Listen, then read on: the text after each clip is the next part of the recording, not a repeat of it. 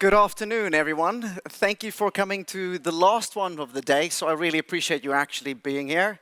My name is Bertie van Wyk, and I'm a workplace specialist for Herman Miller. Now, you might wonder what that is. Basically, I live and breathe research every single day, the whole day.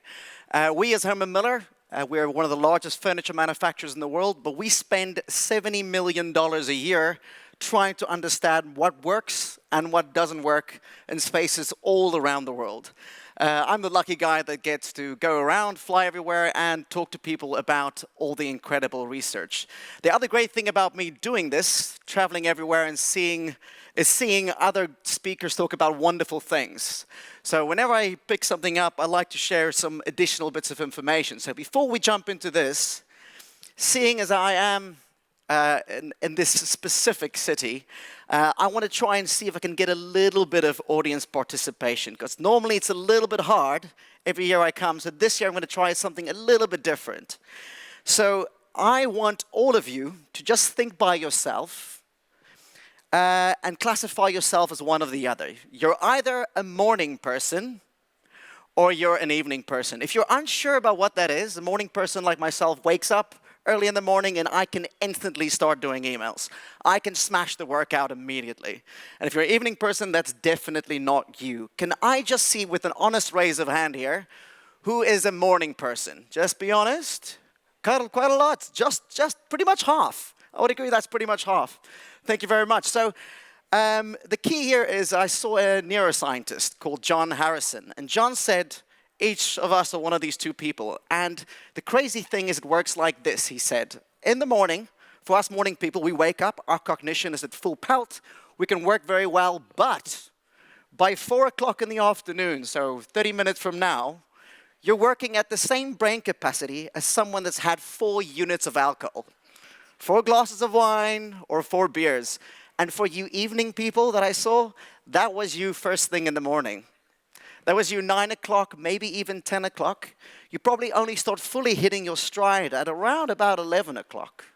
So what does that mean for work? You know, don't arrange your massive team meeting at 9 o'clock in the morning or at 4 o'clock in the afternoon, because chances are half of people would have been checked out. So just think about that as you're working and arranging your own meetings. I'm going to cover with you today the Living Office, new ways of working. It's really a lot of global research that we do. We've been doing this for a very, very long time. I've got some key data points, and if you're interested, I will email you all the research that we have after this talk. But what I want to start with is just figuring out, why does your office of today look the way it does? And by doing that, we actually have to go back. So at the start of the century, we get the era of industry. And we always look at 3 specific things. We look at the design of the space, the tools and technology that we have, and the management. You cannot redesign a space, manage it the old way, and expect a new result. It simply doesn't work that way. So it's always those 3 things that we have to take into account. So at the start of the century, management, pretty much one person overlooking everyone. The tools you had for a knowledge worker, like all of you, was one big typewriter. And the place you worked was a big, massive, singular desk, looking forward, just on repeat. Halfway through the century, we get the era of information. This is where you get the influx of managers, managing managers, managing managers. I remember when I joined the world of work, I had 4 separate bosses that I had to pitch an idea to that had to approve me pitching it to the next person, to the next person. So, of course, no ideas ever really made it to the top. The tools we had, for those of you who can remember, our PCs were gigantic. Huge computer, and then a little space to write. That's why we had an L-shaped desk. We worked with Microsoft to create the mouse pad so you have somewhere to write and somewhere to work on your computer. And for the places that we worked, if you can imagine every American movie you've ever seen of an office cubicles as far as the eye can see, those cubicles, we designed that in 1968. And when Robert Frost designed this, he made a rule book. He called it Action Office, and one of the rules was it's not supposed to be a cubicle. It's 120 degree, giving you standing and a sitting desk. 1968, action office so you can interact with your colleagues. It was the accountants that realized we can fit 50% more people in if we just box them up. So we're to blame, but we're also not to blame. Then we are where we are today. We call this the era of ideas. And we understand that ideas come from everywhere in the organization. If I want to call our vice president in China, I can give him a ring. He might be asleep, but he'll call me back tomorrow. The other element is tools. For most of you, you can do almost all your work just for today from this. And the places we can work is anywhere. So why should we have an office? I'm going to share with you some research on why it's still so important. Okay, so what I wanted to do, the next section is I'm going to just give you 6 ideas, 6 key things on great spaces to take into account. So first of all is forget technology. And by forget technology, I mean have the best technology in a space, but it needs to be as simple to use as breathing. I shouldn't have to call an IT guy because I moved from this room to the other room. Microsoft stated that the first 8 to 12 minutes of every meeting in the world is wasted on trying to figure out how the technology works. Multiply it up by how many people are in a meeting, how many meeting rooms there are for a whole day, and you start getting a very scary number. So it needs to be super easy to use. On the psychological side, it's just as bad. If I have to do a presentation to external people, that can be stressful. If you have to do a presentation to your internal colleagues, it's much worse. And if I have to figure out how the tech works because you've got a Mac and I've got a Dell, it really becomes a really stressful environment to even just communicate. So we have to get the basics right. I see a lot of organizations trying to start well-being initiatives when they haven't got the basics right. And this is what we have to do first. First, get the basics right before you can do all the other elements. Next up, the next big thing isn't for you. I keep seeing these wonderful, cool initiatives that work for certain companies, and then other companies come to me and say, oh, I saw that treehouse, I want that treehouse. And I go, no, you can't have that. And they go, well, why not? I say, I know that treehouse. I've been to that office. It's in the noisiest space. The staircase is too steep so everyone can see up your dress, and no one uses it. So it looks pretty in a magazine, but it doesn't work at all. At all. So we can find that, what's right for someone else could work for you, but you can't copy someone else's culture over into your organization.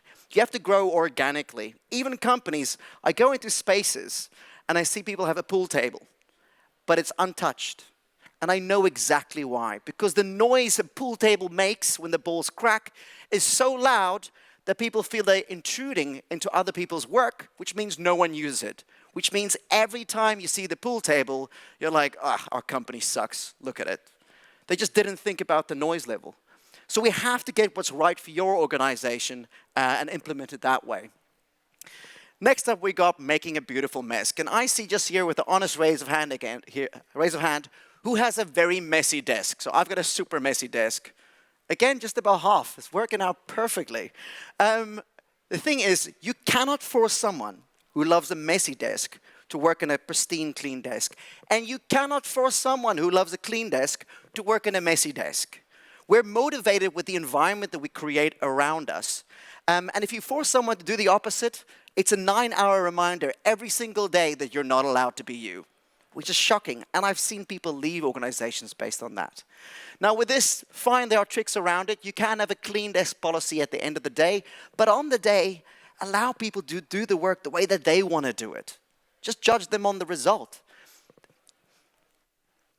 Next up, we got workers are shoppers. Now, people are more motivated if they are allowed to work the way that they want to work on a specific day. If we have the right and the 2 most powerful words in the world of workplace, variety and choice, we can choose where we want to go based on the tasks that we have to do. For most people, they can't sit at one space and try and get all their work done. They can't. When that happens, then they put the headphones on, and the headphones are getting bigger and brighter, and they don't work. They just don't work. So we need the right variety of spaces and the ability for you to choose where you want to go and work. It's so powerful and empowering to have that actual option. So workers are shoppers. They want to choose where they want to go work because our days are different. I might want to sit on my own. I might want to focus. I might want to sit with everyone else, but it has to be a choice. Next up, we say, we feel before we think. Now, this is one of the most important points I hope you remember from this talk. We as humans, our first impression lasts. When someone walks into your office, when someone walks into your space, you have almost 7 seconds to create a long-lasting impression. In those 7 seconds, someone decides whether they're going to work for you. In those 7 seconds, someone decides whether they're going to work with you, whether they're going to be associated with you, whether they're going to buy from you. So what is that first 7 seconds like? How do people feel when they come into your space? If it doesn't blow them away, you got a serious, serious problem.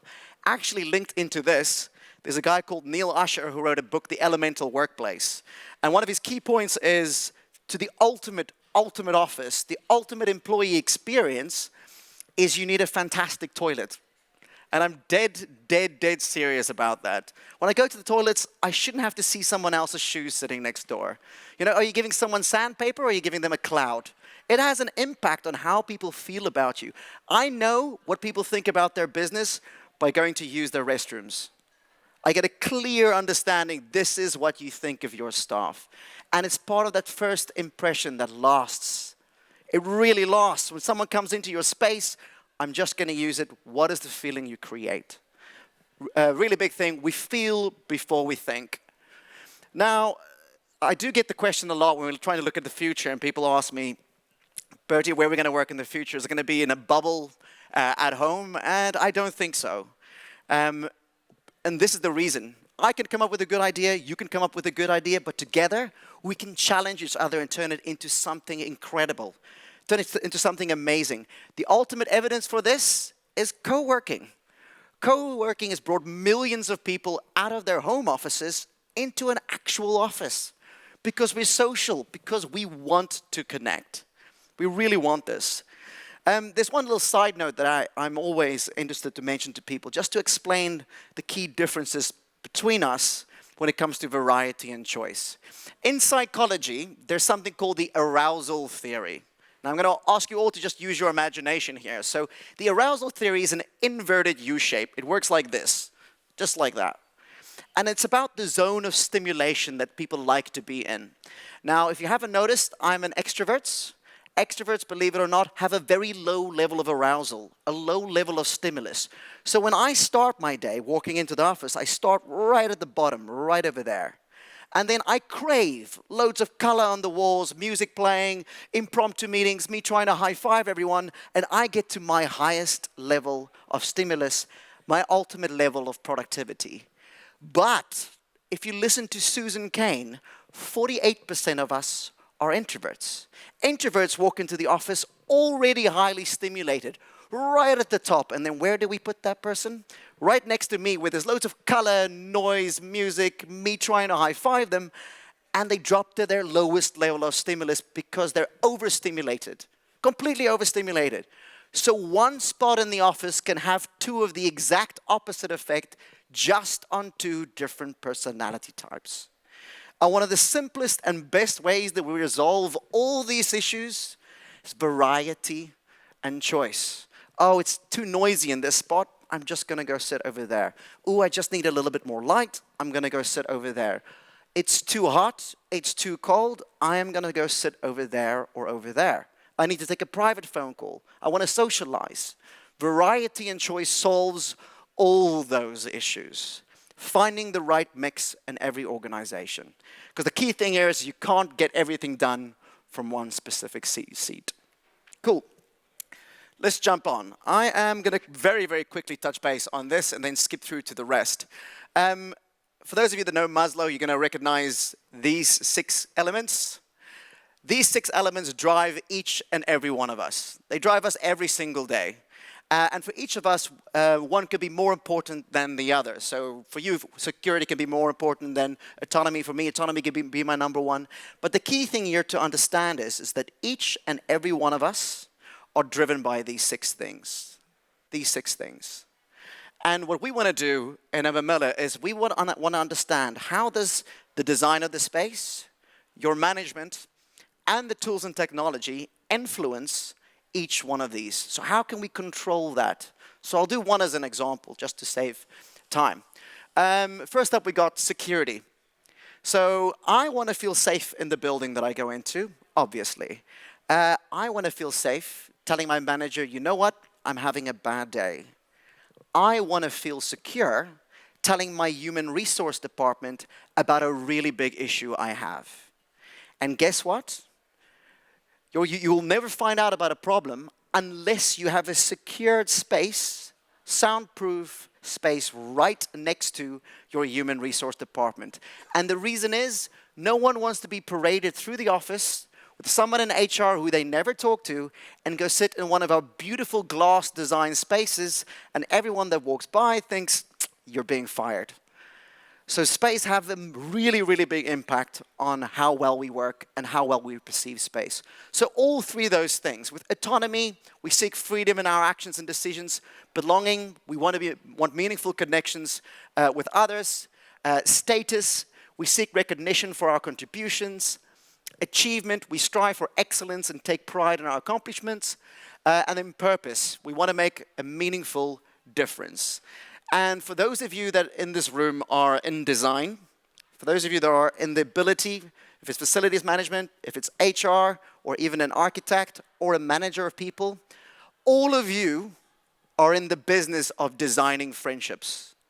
If you didn't know it, I'm the first person to tell you, you design friends for a living. And the reason is around employee engagement.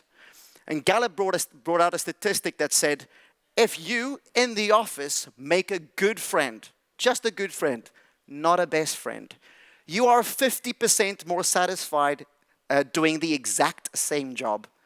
The exact same job. Not a pay rise, not a job title change, not a promotion, just a good friend. So if we can get the environments and design spaces to promote these interactions, of chance conversations where people can become friends, that's when we elevate an organization. So what I want to do with you next is, I'm just going to give you some 6 key design trends that's happening globally. Let's start with the first one.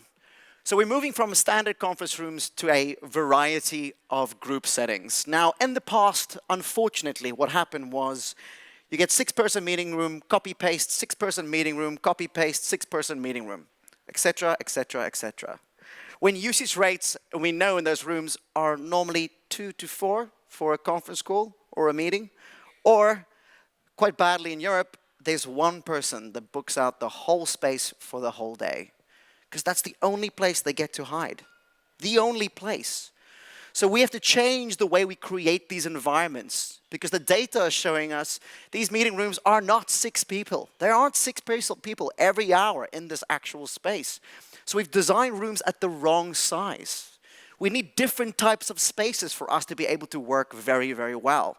A 2-person meeting room, a meeting space without walls.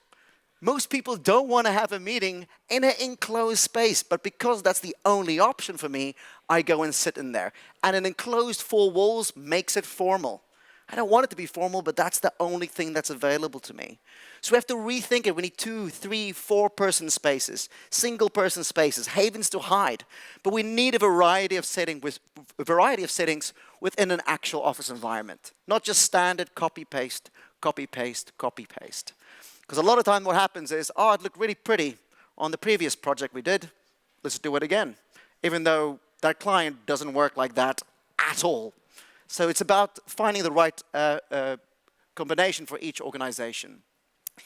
Then we're moving from oversized conference rooms to precision fit meeting spaces. One of the big things I saw at the Microsoft Future Decoded conference was that we're going to have to learn to retrain all of us in this room over the next 2 to 3 years on how to do our jobs along with AI. Along with, not in replace of, but along with. So the spaces we have are going to have to become multifunctional spaces. And a lot of environments that people design, if you fix the room, if you tier the room, if you put steps in or in a space, that room can never be changed other than at a very high cost.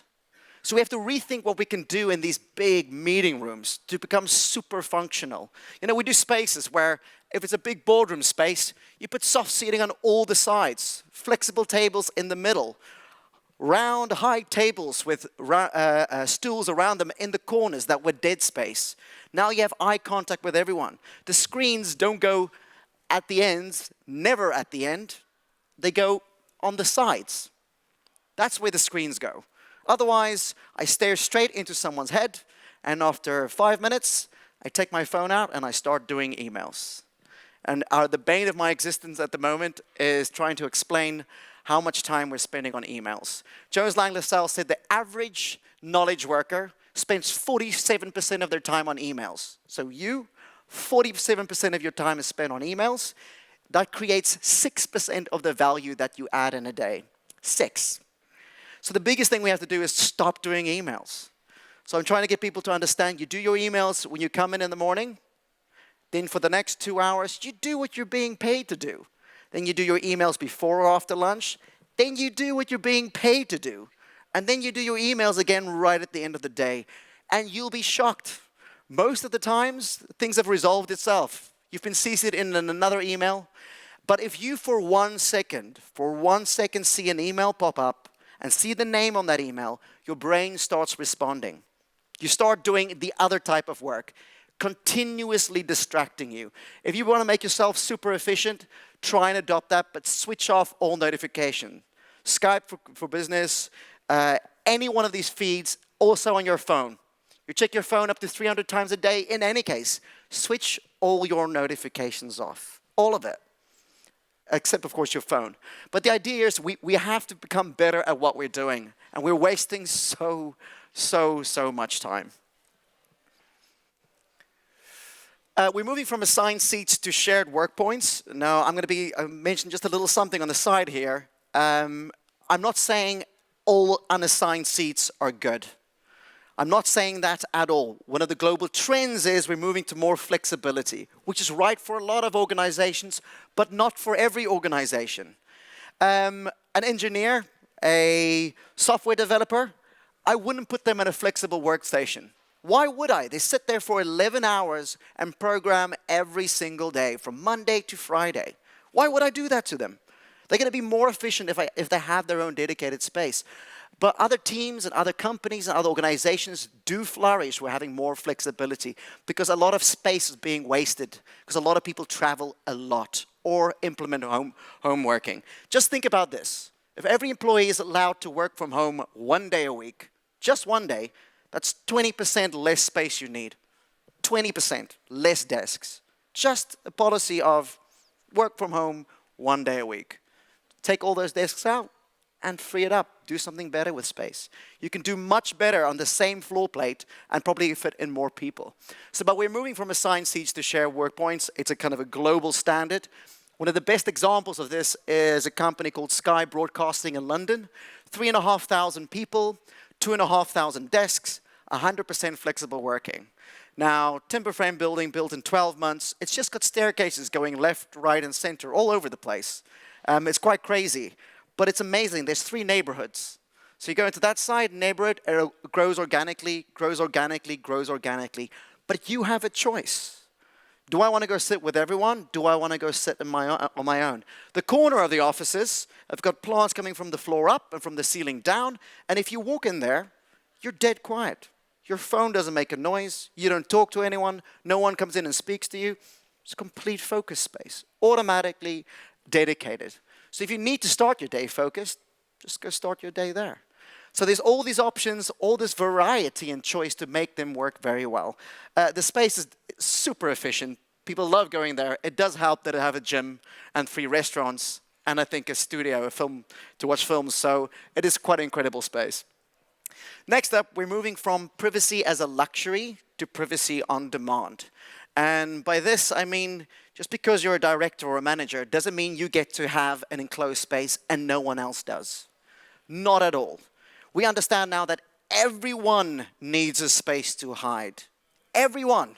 I'm an extrovert. I love being around people, but at some point when I need to focus, I need to break away from everyone. And if I just can't pick my stuff up and go sit somewhere else, I have to go hide in a corridor, or find somewhere else, or put the headphones on, again, just to try and focus. Let me tell you a terrifying thing too. Most people that put headphones on don't even listen to music. That is just me saying, I'm trying to do what you're paying me to do, but you're not allowing me to. You're not allowing me to. This is no space for me to do this. So next time you see people with headphones in, afterwards ask them, were you actually listening to music or not? And you'll be quite surprised. But we all need a hiding space in close proximity to where we work. Nice, even if it's a single person haven, just a nice space to go and hide, where you can take a personal phone call, a serious work call, or just need to go and focus. Non-bookable space that really makes people super efficient. A lot of the times when you don't have these, you can just check in offices where people go to take private phone calls. And if there's 20 of you in the corridor just outside the office, then you know you're missing these. You're really, really missing these. Cool. Next up, we're moving from required circulation to desired connection. So in the past, it was, how quickly can I get from A to B? So I'm in marketing. I walk in and I turn left, and there I go for the day. I'm in finance. I walk in, I turn right, and I go there for the day. And we don't see each other at all. Literally at all. Where now it is, who do I meet between A and B? Who can I potentially run into? We're trying to rethink how we design this. A floor plate designed well and badly is the difference between who's going to meet who in the office and who will never, ever meet anyone. That's how important those lines actually are. And in the past, we did narrow walkways with a light color on the wall, which means you walk fast with your head down. And if you make them wider, put a contrasting color on the wall, you walk slower with your head up and potentially have the chance to actually see someone, have a conversation, talk to them, and deal with an issue so that you don't send each other another 30 emails.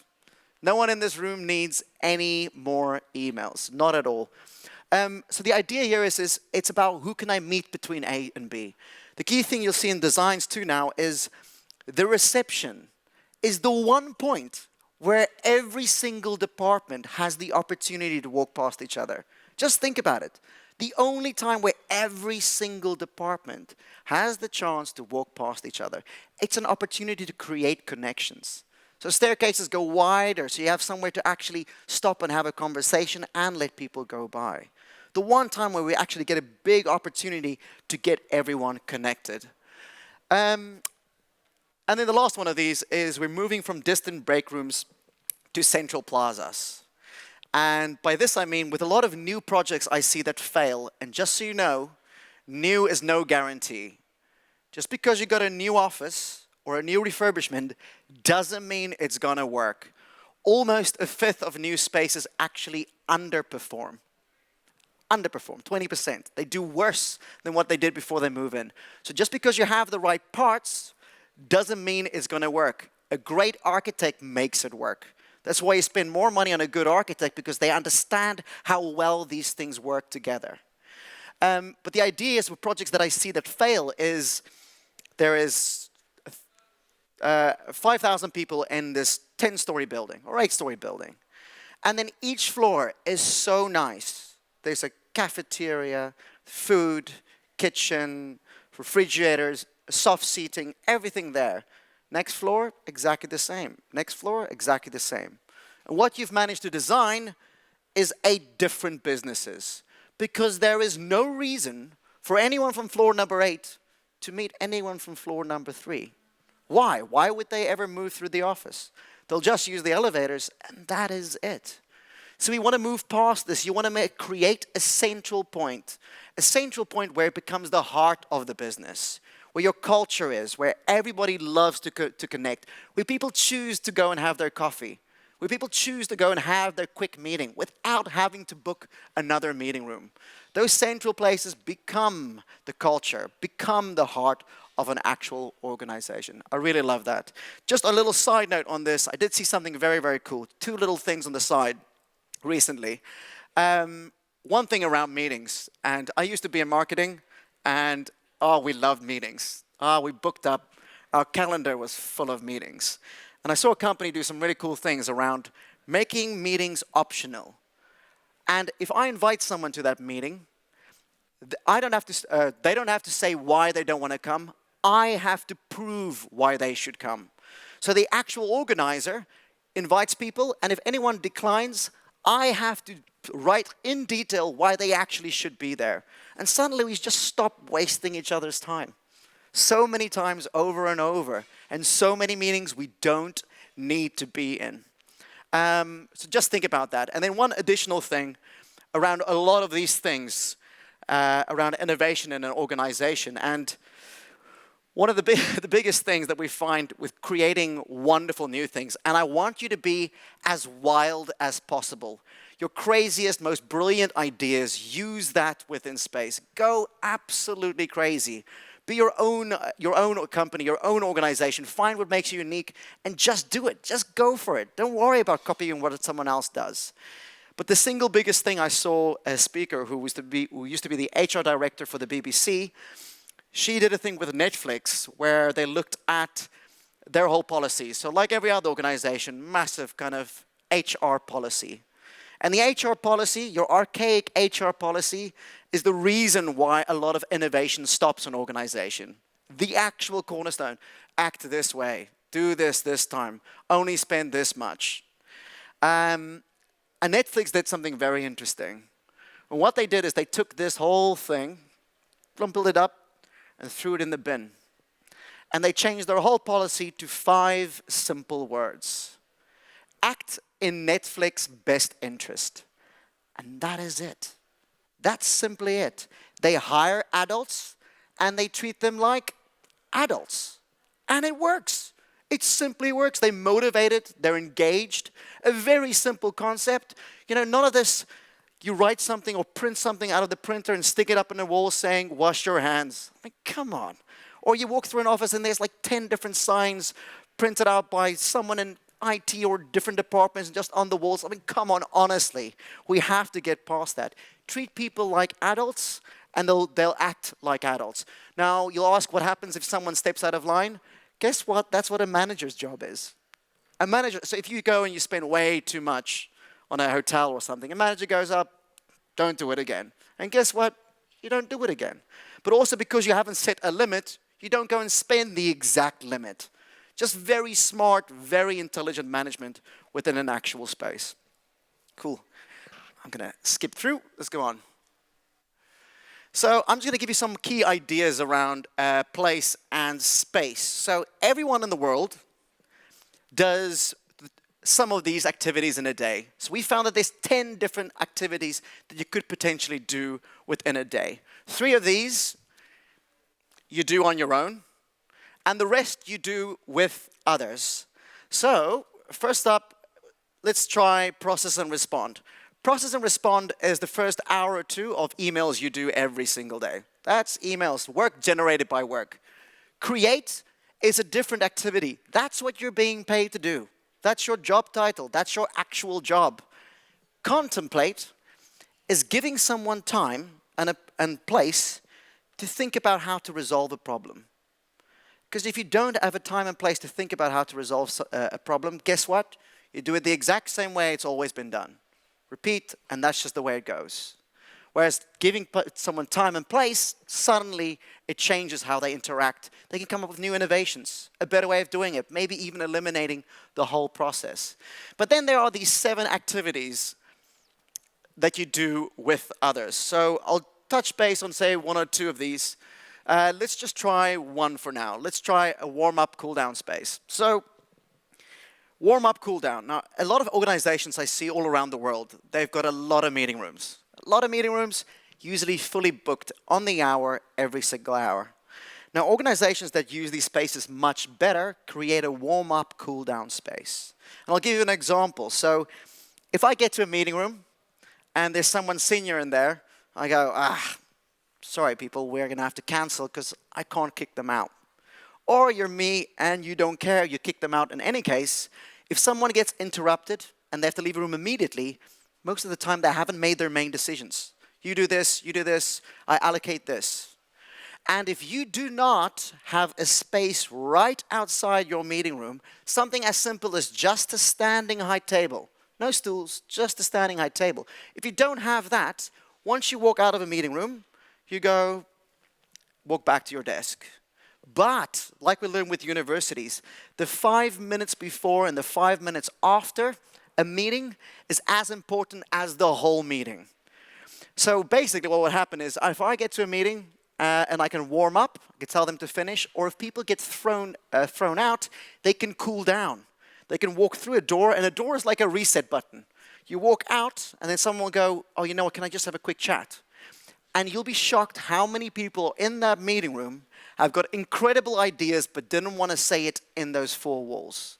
They just didn't want to say it there. But as soon as you walk out, the amount of times it used to happen to me when I ran marketing, someone would just grab my arm and say, can I just have a quick chat? And I go, yeah, let's have a chat right then and there.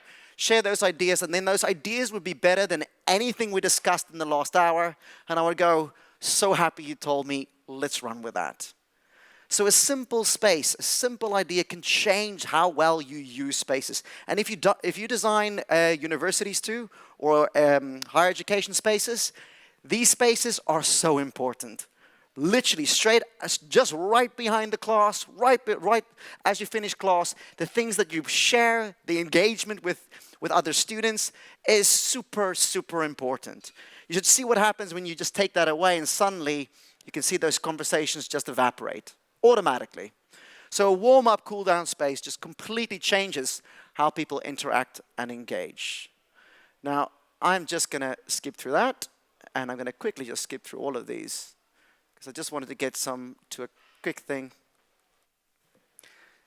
Just goes to show I can actually go on for absolute ages. Now, what we found with this living office system that we use for people and engage with clients to understand the way that they work, that there are these 5 key drivers. For every organization, these are the 5 most important ones. Attracting and retaining top talent, stimulating innovation, increasing efficiency, promoting knowledge sharing, and strengthening brand connection. They are super important, and once you make these your goals, you change the way you think about space. Completely, because that environment is going to deliver that. The role of the facilities manager is going to become super, super important. We're actually seeing a new role now come up called the well-being director, who is directly responsible for IT, for HR, and for facilities. So all the three groups that are directly responsible for your mental and physical well-being. So all one responsibility under one roof. But this is what they need to deliver. This is what the environment, your management, and your space should deliver. And once you start delivering this, it's quite incredible. And we've got a little booklet online, if you want to find it. It's called How to Catalyze Your Workplace, that shows in detail what happens when you implement a living office. When you understand what happens when I get all these ideas out, we have detailed conversations, and we actually implement what's right for us. Some detailed information of I'm proud to bring visitors to my workplace. Before 64, after the move 91, I have an enjoyable work environment. 42% before and 90% after. These are big, big results and big changes that you can bring in. It's the same with stimulating innovation. Let's bring it back. In a world where the most stressful organizations are the ones that generate better ideas faster, companies aim to create workplaces primed for creativity. We know the organizations that are going to succeed are the ones that innovate, that generate more ideas faster. And the spaces that you design and your culture does the one or the other. It either helps you with that knowledge sharing or it stops it completely. And these are just some key results of what happens with stimulating innovation. The same with increasing efficiency, promoting knowledge sharing, and strengthening brand connection. Now, I was told to stop and allow 9 minutes for a Q&A, otherwise I could go on for absolutely ages. So, first things first, anybody got any questions around to do with the world of workplace, HR, facilities, management, biophilic design, anything like that? Anybody got any questions? Any hands? Come on, there must be at least one or two. Well, if you're unfamiliar, I'll leave a little bit of time for you to come have a chat with me afterwards if you want. There's just one key thing which I just mentioned in another talk previously. If you're unfamiliar with it, the IWBI, the International Well Building Institute, is one of the single best places where you can evaluate how well these things actually work within space. If you're unfamiliar with it, it's the WELL certificate. The reason I'm saying this is all the information is free, and it's brilliant. Oh, yes? Sorry, I can't. I'll run to you. I'll get the question, hold on. Sorry. The name, the IWBI, the International Well Building Institute. Sorry, I had to run for that. But basically, it looks at a few key elements about what creates great spaces. So what creates an absolute fantastic space, but the reality of the impact on you as the individual. It's not like one of these certificates you get, the building wins an award, and then 10 years later, it means absolutely nothing. But the plaque is still on there. It's about every 3 years you have to reapply. And it looks at things like air quality, simply air quality. If your cells aren't oxygenated, you become tired and lethargic. I see a lot of people in meetings after lunch, they go, "Oh, the food is making me tired." No, it's the fact that there's no oxygen left in the room. In Las Vegas, basically what they do is they give you free alcohol, you get really drunk, and they pump in pure oxygen into the room, which basically wakes up the brain, and then you can gamble more. So oxygen is an absolute super key element around creating great spaces. The same with hydration. If your cells aren't hydrated, again, you become tired. If you have easy access to water, the same with mindfulness, and simple things like if the carpet, I think, isn't 3.2 meters long, it's statistically proven that it's not enough space for you to wipe your shoes, so you bring in more bugs into the office, and 52% of all sick days are taken because you got sick from someone else in the office. So simple design changes that can have a serious impact on how well people actually work within the office. Strongly recommend you have a look at that. And the one other key thing I would recommend before my time runs out is the Leesman Index. If you're unfamiliar again with the Leesman Index, it's the world's largest review of spaces, offices, environments. Over 700,000 reviews, and it just looks at incredible results. And the information we get from that on great spaces is truly amazing. And there's one thing I'll just mention. On there, it shows you the best and worst offices in the world. And the best, well, let's start with the worst. The worst design office in the world is an open plan office. I'll let that sit there. The best design office in the world is also an open plan office. But it has those two words that I told you. It has variety and choice. Ability for you to move, to sit somewhere else when you want to. And the gap is gigantic. If you want to Google the Leesman Index, it'll show you what happens. Even enclosed offices throughout the whole office does better than open plan with no variety and choice. If I'm stuck at this one point, it's too noisy, too many distractions, and I've got no way and no option to deal with it, it's a much worse environment for us to be in. On that note, unless there's a specific question, I'm going to finish. Thank you very much. Feel free to come have a chat with me, and I'll email you anything about this. Thank you very much.